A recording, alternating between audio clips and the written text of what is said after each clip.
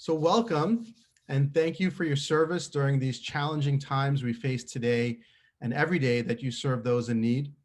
Thank you for joining us in the first in a series of monthly webinars provided by the RISE program, which was created for New Jersey first responders that continue to selflessly support the community during the COVID pandemic, day in and day out. You'll be hearing much more about the RISE program and what it has to offer, as today's webinar is entitled RISE Resilience, COVID Support for First Responders, Positive Psychology, and 6 Keys to Resilience. My name is Ravi Maharaj, and I'll be your host for today. Throughout the program, if you have any questions or comments or need for any type of support, including technical support, please send a message in the Zoom chat feature. We have a great program lined up for everyone today, so let's get started. Our guest speaker for today is a director of the National Center for Peer Support, Cherie Castellano. Cherie is a national expert in disaster response with over 20 years of experience and is the creator of the reciprocal peer support model, which is nationally recognized by the Department of Defense as a best practice. She has created numerous helplines and community support programs for police, mothers, caregivers, DCP&P workers, teachers, and that's just a few. On a personal note, Cherie has devoted her career to rescuing rescuers and law enforcement families, as she's married to Mark, a sergeant with the Morris County Prosecutor's Office. It is with great honor that I introduce your speaker for today, Cherie Castellano. Thank you so much, Ravi, and welcome everyone. It's such an honor to be part of this program and this series, and I'm really excited about the way forward and what we're going to share today. RISE is the New Jersey First Responder COVID Hope and Healing Program. It's part of the Rutgers National Call Center, and it's a FEMA regular service program funded through the New Jersey Disaster Terrorism Branch. It's a COVID crisis counseling program, and we're here today to talk about what we can offer you and learn from others and actually hear from you. So thanks so much for signing on. Next. For those of you who aren't familiar with our other programs, Rutgers University Behavioral Healthcare actually started working with first responders 20 years ago. We have a national center for peer support that I lead, but it all began with Cop to Cop, which was the first and only legislated peer support program for law enforcement officers in the United States of America. Over 20 years ago, when we first launched Cop to Cop at our call center, 9/11 happened and really changed the way forward for all of us. The event of 9/11 and the need for disaster mental health for first responders was unprecedented. What we learned was that as rescuers were in the middle of a disaster event, we needed to be there for them. We needed to be able to support them and their families, and we needed to have specialty programs. Based on the 9/11 Victim Fund and Department of Defense funding, we were able to design programs like Cop to Cop because of 9/11. We started the New Jersey Vet to Vet program, which is now a national Vets for Warriors program also. We also started a New Jersey Fire and EMS Lifeline and did that for several years. We did a rescuer line, we did a teacher line. Anybody who was rescuing people at 9/11, we offered them support. And so that phrase, rescuing the rescuers, is what we decided to do using peer support because that's the best way to connect in terms of culture. The reciprocal peer support model has been identified by the American Psychiatric Association and the Department of Defense as a best practice. But we're only targeting high risk people. We want to be crisis response oriented. We've used access as a focus. We have a cultural and strength based approach to our services and our peer support for first responders. And it's prevention, intervention, and postvention. But this new program is really more than peer support. It's a focus on COVID impact, although these other programs are our partners in this effort. Next. The RISE program, again, is the New Jersey First Responder COVID Hope and Healing Program. Our mission is to target you in New Jersey, law enforcement, firefighters, EMS, military, and veterans, and your families, and specifically address the impact of the COVID pandemic in our state and on your work and on your lives. We offer 4 primary support services, and those are our helpline, the RISE COVID Crisis Counseling Program. These webinars, which today you're part of the very first one, are RISE virtual webinar series focused on resilience building. virtual support groups, since we know people need to come together, as well as a resource database and outreach approaches to connecting to you while you're serving everyone else. Next. For us, what we understand from having decades of experience doing crisis support, peer support, disaster mental health, and all the other services that we provide at Rutgers National Call Center, we know that we have to be available to you. Our service on the helpline is going to be live, answered by a peer or mental health specialist from 8 a.m. to 8 p.m., 7 days a week. We'll be providing FEMA crisis counseling services, and we have a lot to offer even in the overnights for emergency support. What we understand is that even though this is a crisis counseling helpline, that we thought we should begin by hiring peers. So our staff is comprised of firefighters, law enforcement, EMS, military, and veterans, so that we can really understand you as we offer these services. The other things we've learned from Cop to Cop in our RPO program is that we need to be proactive in getting this support to you, that you're too busy to reach out to us sometimes. So we're going to try to make these services available to you in a way that's convenient and reasonable so that you can do your job and get your help at the same time. Next. What we understand is that both the military as well as the law enforcement population, and we're learning a lot more about fire and EMS, and certainly, we're going to hear about that in a little while. But we know that resilience building is a real positive psychology approach to addressing your stress. We don't just want to talk about problems. We want to understand how to build on what's strong, not just what's wrong.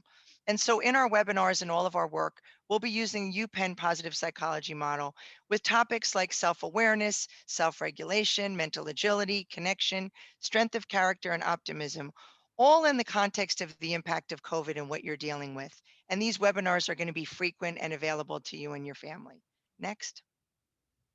Here's just a few of the titles that we made up that are going to help build on your resilience. We're in the first one now, but self awareness, self regulation, all these other ways that we want to build on your inherent strength is going to be a focus for your resilience in these webinars moving forward. Next. We also understand that coming together in crisis counseling groups is tricky. We have bottles and badges and other programs that are specifically designed to help people with the cultural sort of overlay and competence to make sure that you're with your own fire with fire, EMS with EMS, cop with cop, vet with vet. But we understand because of social distancing, we can't meet face to face right now. So that's why we're creating specialized support groups just for you. Next. We also know that the services that we send you to have to be real. They have to be culturally competent. They have to offer things that are going to be really important and relevant to you. And so we started out with thinking about where is COVID most prevalent. And when we think about the impact, it's Essex, Hudson, Ocean, Union, Middlesex, Camden, Bergen, Morris, Atlantic, Passaic, Burlington, and Monmouth, which is where we're going to begin. This program is statewide, and so we'll be wherever you are. But we think that from our experience thus far, where COVID is most prevalent is where we need to begin to support you, our first responders. Next. We also understand that in terms of being present on site in your firehouses, police departments, military and veteran settings, that again, we have some limits because of COVID. So we're really going to depend on our social media and website options that Ravi will talk to you about a little bit later. But any way that we can connect to you, emails, drop offs, we'll do it if it's going to help us connect and support you. And we've also identified some stakeholders from our experience over the last 2 decades serving first responders. Next. We know that the New Jersey State PBA, the FMBA, the Office of the Attorney General, the FOP, the Chiefs, DMAVA, and all of the veteran organizations are first on our list as we roll out this program and these services to all of you. So we're really grateful, and I want to take a second to give a shout out to all of our partners as we move forward. Next. So for this webinar series, like I said, today's really the overview. It's the introduction, it's the launch, but we're going to get into a lot of details about the specific issues for you related to self-awareness, regulation, mental agility, connection, optimism, strength of character. And I think we understand during this COVID time that we're so honored to have this program, to have this funding and have this specialty service adjacent to all the other services that we're offering to address what you need and what your families need. What we know from doing 20 years of work with first responders is that you're the ones who know what you need more than any mental health professional. So we want to talk about what's strong and not what's wrong. And we want to hear from the experts. In our program, that's the RISE staff and all of you to inform our work moving forward.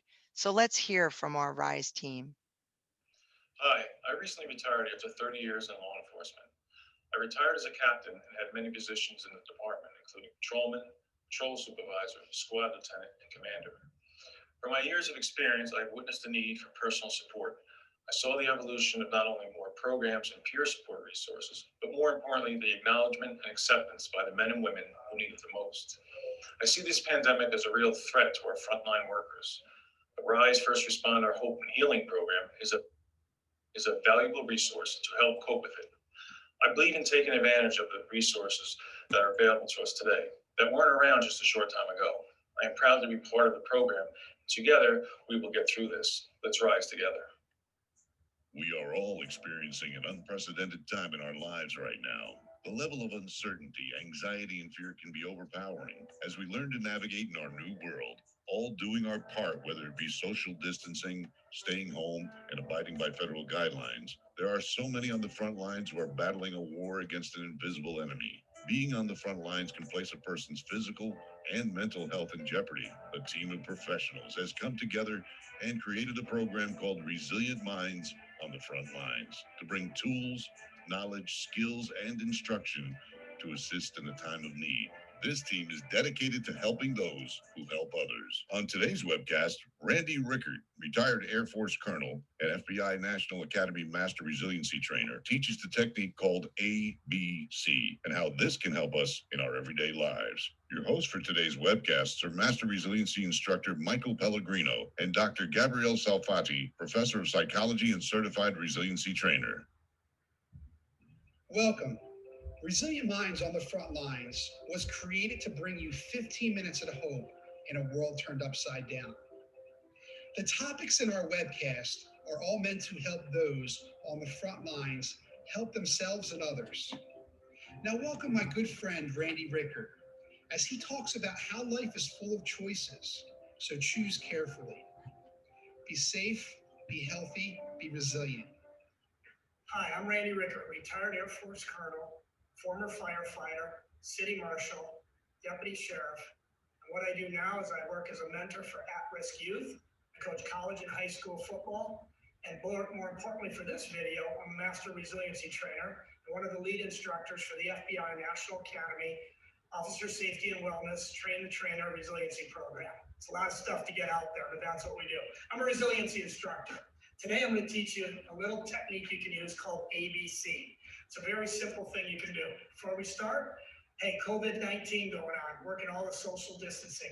I'm in a local high school. The school's empty except for me and my daughter Shelby, who's up there filming me. My wife works here. She teaches the in-school suspension program. So this is very pertinent to our lesson today. So I wanted to put this up from her classroom. Life is full of choices.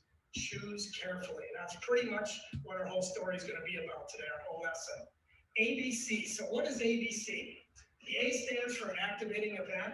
The B stands for beliefs or brain. You can put them both together there. And the C stands for consequences. And we'll work into each one of these more as we go along.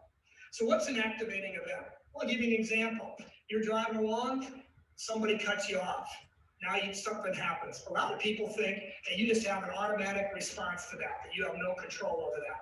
I think it's safe to say that we in this audience probably realize that we have some control over that. Activating event can be a positive thing. It can also be a negative thing. You can think of your own activating events. I like to use the one, hey, call me, and it comes from your boss. Most of us are going to probably look at that one in a negative way. All right, I've used that before in more of the videos I teach. So put whatever activating event you want here. Let's move on to beliefs and brain. Every one of us have different beliefs about the world, our different value system, the way we view the world, and all that is going on in our brain. So once that activating event occurs, our brain has an opportunity to translate that event. We don't have to go from activating event to consequences. Many of us do though, especially with our families. Many times in our jobs, we put on that public facade. We're very polite to people and stuff. We get really tired, especially right now, all the COVID-19 stuff going on. A lot of people overworked on the front lines. You come home and bam, right there, that facade drops down. You want to be taken care of. You need your stuff. Or better yet, you come home and everybody wants you to do all the stuff you used to do at home or expects other things of you, and you're wore out and tired. That can break down this system very rapidly, and you jump from an activating event to a consequence. Let me talk about consequences a little bit. In our bodies, these consequences can be both emotional and physical. All right, we can have an emotional response, and then we can have a physical response. Also, we can have a physical reaction that is negative over a long period of time. We can build up things like cortisol. I believe we've got another video that speaks on all these things and how the body reacts to stress and all that. So this can be very negative. Also, if we have very positive responses to things, we can avoid those and actually develop in our brain what we call new neural pathways that are more positive than choosing the negative and the losing way. We can choose to be positive. We can choose to have a win instead of a loss. That's what the ABC is about. Okay, how do I use it? Well, very simply, something happens. You feel yourself amping up to something. Our instructors, what we do to each other, because it still happens to us. I mean, all these resiliency tools don't prevent things from happening to you. All they're designed to do is give you that, I like to say, Batman utility belt. Batman, he's always whipping out those crazy tools to solve his problems. You can develop that for yourself as well. So how do you use it? As I said, our instructors notice another guy, we'll just say, hey, ABC, man. What it does is it just gives you that second to stop and go, oh yeah, refocus, reset. Maybe I want to think about this. I know in my wife's classroom, she has another little poster up that says, if what you're about to say makes you feel really good, maybe you want to think about it before you say it. I know when I was in the Air Force, I used to always reread my emails before I'd send them, and many times I'd go get somebody else and go, hey, read this email because I'm wondering if I'm feeling too good about sending it to somebody. I think most of you know what I'm talking about there. So again, the simple way you use the tool is when you feel yourself in a situation, just starting to amp up, just say to yourself, ABC. It's like the old school thing, it's probably not old school, many people still use it, where you take your child and say 10-second timeout. And you might not have 10 seconds, but our brains, the way the science works, you only have one thing you can focus on at a time. Your eyes can't focus down there and focus here. That's why we don't want people texting while they're driving, because they can't do two things at the same time like that. We say we can multitask. Science says really what we're doing is spreading ourselves too thin. Bad things are going to happen. So when our brain is focused on that response right here from that activating event, what we can do is we can decide if we give ourselves time. We can take that break. You can now substitute the word break in here. Take a break between the consequence and the activating event. Just say to yourself, ABC. When I work with my at-risk kids, we come up with some other words down there. And they're just like a trigger word to re-engage your human brain up front. You know what? Let's think about this before we respond, okay? Now, this isn't new. This thought process has been in place for a long time. We always like to give you other references that you can look at. This is from Viktor Frankl. He's a survivor of a Nazi concentration camp. He went on to write Man's Search for Meaning. He wrote a lot of other books as well. He's a pretty eminent psychologist. And he said this, between stimulus and response, there is a space. In that space is our power to choose our response. In our response lies our growth and freedom. I love this quote because it talks about our growth and our freedom. If I keep responding to the activating event, I can ask a rhetorical question. What's in charge of me? Or if I respond to another person, who's in charge of me? Who's running my life? The answer is they are. The situation is controlling me, or the other person is controlling me. I like to choose for myself what I'm doing. I like to have that freedom. Also, the more I do that, The more I develop that neuroplasticity, the more I grow using resiliency.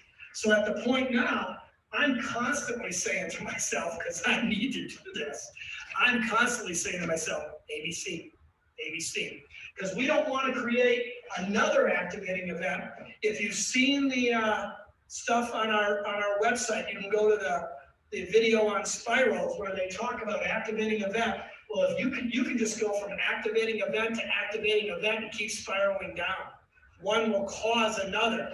You've got to stop that downward spiral, learn how to jump over. This is a way to jump to a spiral doing this. And then you can start using things like gratitude and some of our other lessons to teach yourself and create those ruts, new good ruts that are teaching you to go upward on those spirals. So this is ABC. You can use this technique all day long. You can use it with your family. You can use it with your work. I've been using this for 10 years now. I wish I'd have known it 40 years ago. While we're out there on the front lines, this is an opportunity to teach other people as well. And you can imagine a group of people saying, hey, ABC, you know, people are having an issue or something like that. You can just say to each other, ABC. And what we're really trying to do is create a resiliency mindset, continue to build upon that utility belt, that toolkit of resiliency, and you pull out which one you need at the right moment. This one is one that works. I mean, I've used it in my Air Force career. I've used it as a firefighter. I've used it certainly with all the kids I work with, and I've used it as a coach for almost 30 years of coaching. So it's really a very positive thing. Again, I've only used it for the last 10 years when I learned it. It's just that I would have loved to have known this technique years and years earlier. You guys keep staying safe out there. Work hard. Stay safe. Thank you very much. We can't change what happens to us in times of mental, emotional, and physical challenge and adversity, but we can change how we react to it. Resilience is our ability to approach and handle adversity in a way that allows us to bounce back more quickly from that adversity. And sometimes this process even allows us to grow stronger. In today's video, we had an insightful talk by Randy Rickard on the topic of ABC. If we had to summarize the key theme that ran through today's topic and put it in the context of resilience and how we can use this information to help us approach adversity in practice, we can bring it back to the key concept of emotional resilience. It can be a challenge when we feel we don't have control over our emotions, when we feel overwhelmed by them and react accordingly. In today's video, we learned about ABC, which stands for the external activating event, the internal belief, and our reactions and consequence. The link between the activating event and the consequence, as we learned, is not a direct one. It is moderated by our belief. So if we take it back to the example of you're coming home, you're feeling overwhelmed and exhausted because you had a long day and a lot of people have asked a lot of things from you. The activating event might be that everybody wants a piece of you when you get home, and the consequence might be that you get angry or upset. But what is actually causing your emotional reaction is your belief that you are not important. So it is not the original activating event that's causing the emotions, but your belief. Understanding your belief or your trigger provides the understanding for you to make informed choices about how to react to certain situations. It isn't about changing the belief, because we can't easily change a belief. It is about understanding what our belief is, and by understanding it, you reclaim the control instead of feeling it is in the hands of others. By having control, we then have the choice of how to react in the future. The quote in today's video by Viktor Frankl summarizes it beautifully when he says that between stimulus and response, there is a space. In that space is our power to choose our response. In our response lies our growth and our freedom. So by understanding our belief, it will allow us to pause and have a choice about how to react to the situation and why. Understanding that we have the ability to take control back and that we do have choices about what we can choose to do is the basis of resilience. Our webcast series is committed to help those on the front lines help themselves and others, and aims to bring you tools and resources from practitioners and professionals in the field of resiliency. Thank you again to Randy Rickert for joining us in today's episode, and thank you for joining us.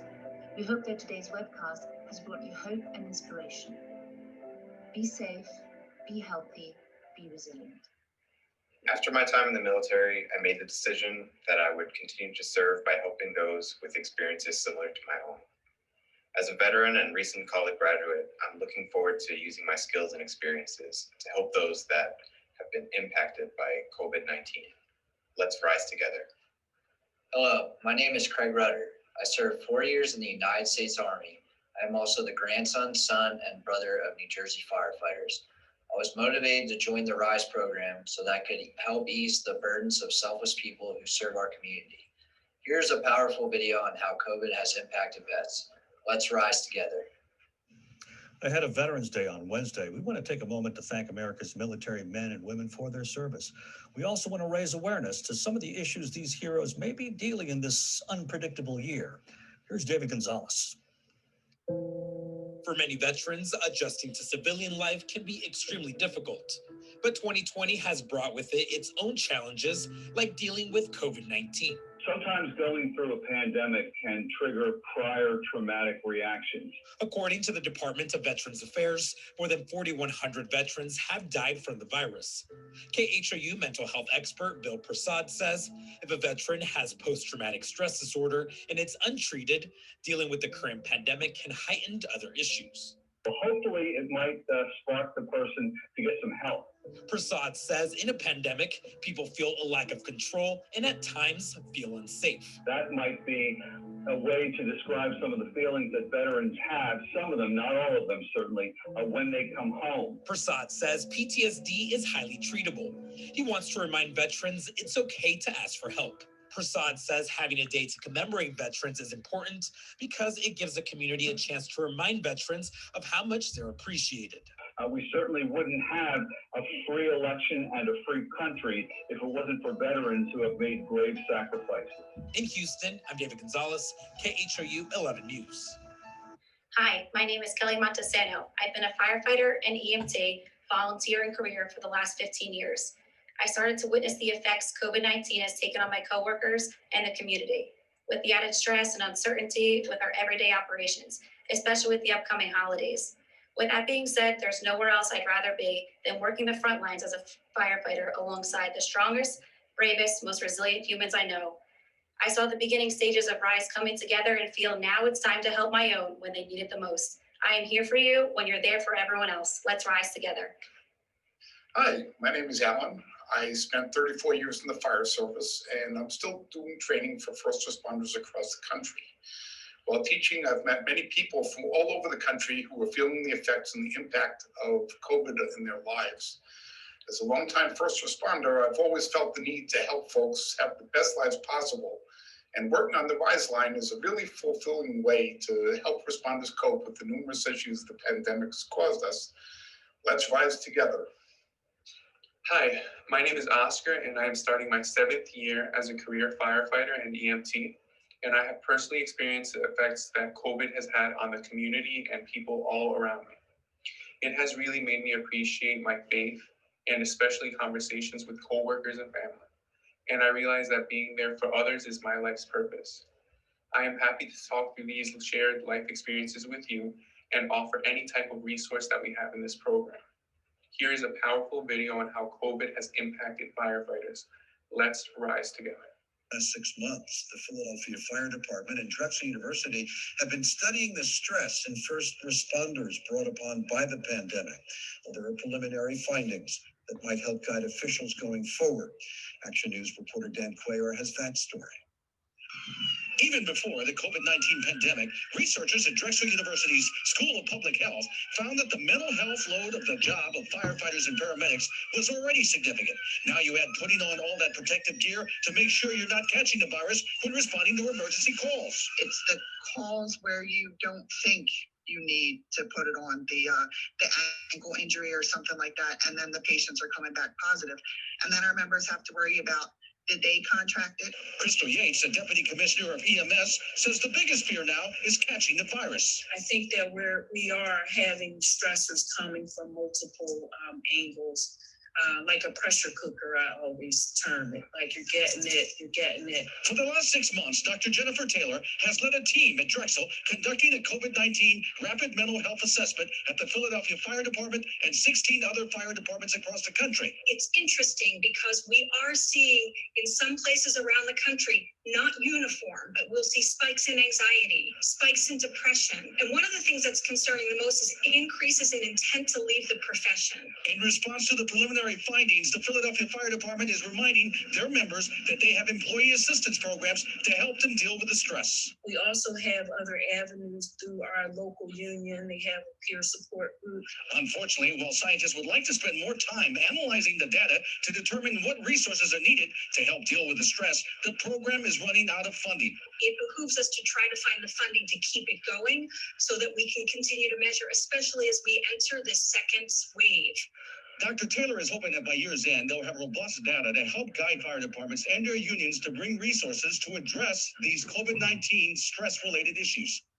So now let's think about what we've heard in the context of reflections. We heard from the Resilient Minds video that our resilience and our strength and our self-awareness are essential to us being able to cope with both COVID and all of the stress in our life. And so we have to get back to the ABCs of you and me to think about what's really happening when we're stressed, particularly in times during COVID. We heard from veterans who talked about COVID maybe being a reactivating event, that maybe the trauma or the experiences that they've had serving our country can be reactivated during this time of crisis. And then we heard from the team at Philly talking about firefighters and really a very, very interesting study that is going to continue to get national attention, in my opinion, based on the fact that anxiety, fear of contracting the virus, the complications of PPE, and all of the implications of maybe firefighters considering leaving the profession might be happening during COVID. Honored to say that we have partnerships with all of these groups. We're so grateful to Mike Pellegrino and Gabby and Rob Sepio and the team at the Attorney General's office for our partnership with Resilient Minds and their team. We're working closely with the veterans across our state with the Department of Military and Veterans Affairs. And we will be meeting with the team from Philly and Drexel in January to understand more how we can learn from them and their study and bring that to firefighters and EMS in New Jersey. At this point, I think we'd like to hear a little bit more from all of you, because although we're looking to national experts as we build this program and these services from you, we actually want to hear directly from you, our New Jersey first responders. So I'm going to ask you to participate in a poll. So we have to give a shout out to Brian for the great idea of having that terrific game show music. So that was fun. Let's hear from you about what your biggest support is. And so obviously we're talking in times of COVID, and it seems as though the overwhelming answer was family. I know that was my answer. I'm part of a law enforcement family. But getting to be home, as challenging as it has been, has allowed me to sort of re-engage and spend more time with my family. And I think we've heard that from a lot of first responders and people across the state. It looks like there's sort of a tie for the number 2 reason. So we're looking at friends, religion, and self. I love the idea of supporting yourself and having that self-care ritual. And that's really evolved in terms of you being able to think about supporting yourself, because it begins with you. Spirituality and religion have again emerged both nationally, and for me, I know that's an issue. And I think we find a lot of first responders are very spiritual people in that they serve others and are motivated by their faith to do so. And then friends, I think this gets back down to the peer-to-peer thing, whether it's a cop to cop, vet to vet, fire to fire, EMS to EMS, it seems like our friends are connecting us also. We had a little bit of physical fitness in there, which again, that's very admirable. I think the joke has been people have gained the COVID-19, but I know for first responders in general, physical fitness is so connected to your mental wellness. So it's good to hear a little bit about that too. In our next question, what's your biggest challenge? Let's see here. It looks like this one's always of interest to me too. It looks like there's a strong answer for anxiety, right? Anxiety seems to be the most prevalent mental health challenge related to COVID for the general population. And again, I think for first responders and healthcare workers, those of you who by nature of your work are exposed to COVID, anxiety and worry about contracting the illness or being sick or bringing it home to your family are really very normal reactions. It looks like stress management and feeling disconnected or other challenges, again, makes so much sense. It's such a normal reaction to an abnormal event. And I think the stress management needs are high as you're balancing, depending on which kind of first responder you are, the demands of the job and the complications with COVID. Trouble sleeping looks like it's coming in next. That's one that I've had throughout my life on and off. And I know we know that amongst law enforcement and military, whether it's related to PTSD or physical issues, we know that trouble sleeping and eating can be, related to stress and PTSD. And then it looks like last we have finances and alcohol kind of tied. In our other programs, we always say that people are sort of less inclined to report their alcohol use. So thank you for the honesty there.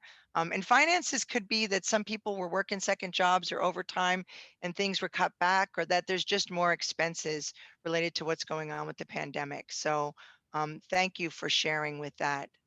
Now, as a first responder family member, let's see, how is your family coping?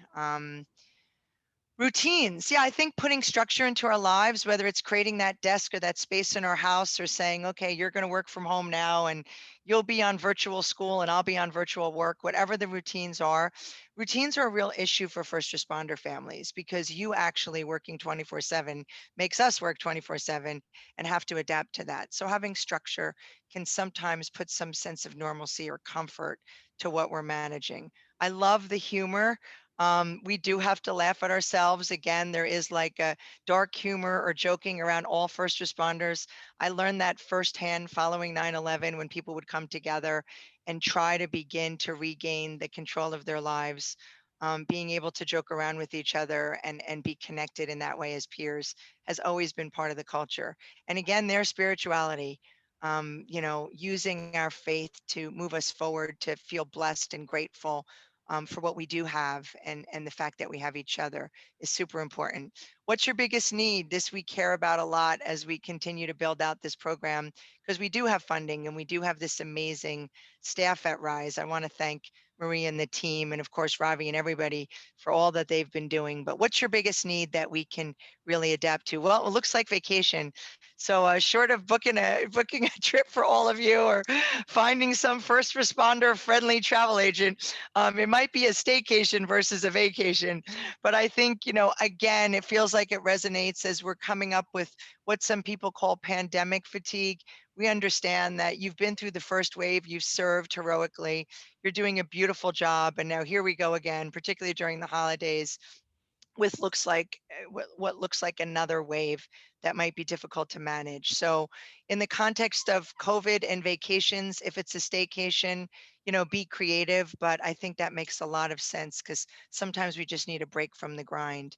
The vaccine, it's interesting, we are directing everyone to all the details from the Department of Health about the vaccine because we are not the experts in that lane and they are. In New Jersey, we're very proactive and we know first responders will have the first option as well as other high-risk populations for the vaccine. So it's good to see the acknowledgement of that. And then PPE. At the very beginning of the pandemic, we heard a lot about PPE needs, but it seems as though our state and federal government have addressed that for you, our first responders. So even though it's a smaller number, we're hoping that that's taken care of. This was fascinating. We're going to continue to ask you for feedback as we communicate with you both on the phones and in these webinars, support groups, and on our Facebook and Instagram and Twitter and everything else that we're offering you to serve you during this very difficult time. So again, I want to give a big shout out as I turn it back over to Ravi and also thank the amazing team at RISE who has already shown such dedication and commitment, both in their service as first responders and now in their work at RISE. So I'll turn it back to you, Ravi. All right. That was great. Love hearing from everyone and all the participants. So as we mentioned earlier, today was our first webinar in a series of monthly programs. So please tune in next time, January 6th, 2021, for our next webinar, which is entitled RISE First Responder Tactical Tourniquet. So lots of good stuff coming out of that webinar. We'll be focusing on self-awareness during these unique and trying times, especially after the holidays. So, please tune into that program. And of course, we want to make sure that you find us on our website, on Facebook, on Instagram, on Twitter. I see that Kelly's putting in our chat that some of the links, so you can log on now, like us, promote us, really share with the community. It's so important. We've created all of these events and this program specifically with you in mind, specifically for New Jersey first responders. We're here for all of the New Jersey first responders, and we really want you to know that we have the call line, we have support groups, and we have webinars just like today. And finally, we really just want to say thank you for all of your efforts and day in and day out going onto the front lines and supporting our communities, supporting our families, supporting our friends. What you do is just amazing, amazing work. Remember to call us. Our number is on the screen, 833-237-4325. And spread the word. Spread the word about today's webinar for any colleagues, for any friends that are first responders. We welcome everyone. And remember, let's rise together. So thank you for joining us, and take care, be safe, and happy holidays.